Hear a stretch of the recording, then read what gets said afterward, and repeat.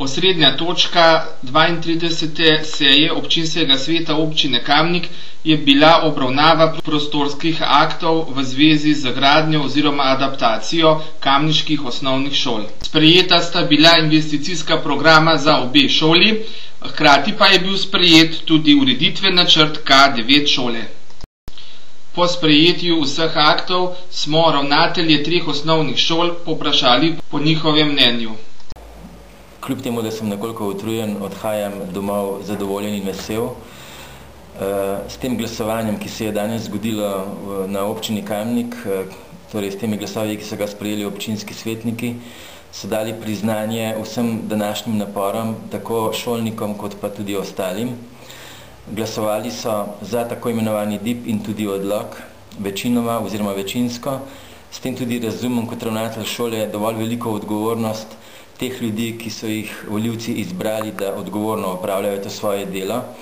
Lahko tudi rečem, da z današnjim dnem so se morda uresničile tudi sanje in vizije tako nas šolnikov, učencev in pa naših staršev.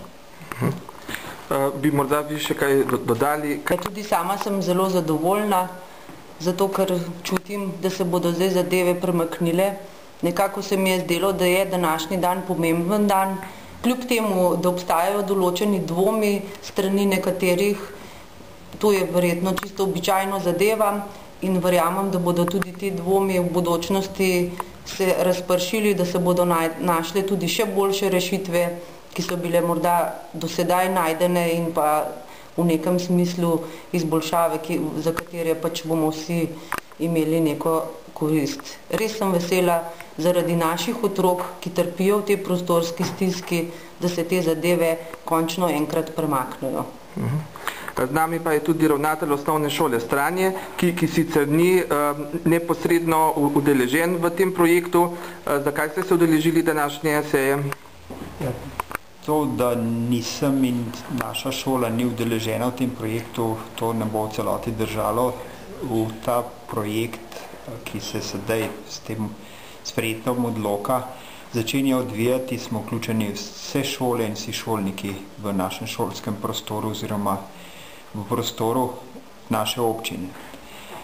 V bodoče z ureditvijo teh 2 planiranih šol čas je, da čim prej začnemo z gradnjo in z urejanjem teh 2 planiranih šol, se urejajo dolgoročne potrebe vseh učencev naše občine.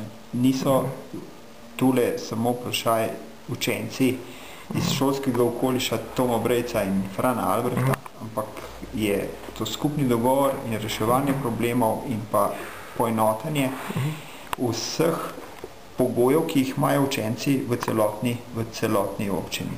Tako da tudi sam smatram, da je stvar bila nujna in da sem vesel, da se je čim prej zadeva in odvila, tako da vsak dan zamujen nekako je odlagal razreševanje tega problema v prihodnje dni, tako da smo z današnjim dnem tudi mi v stranskem koncu zadovoljni.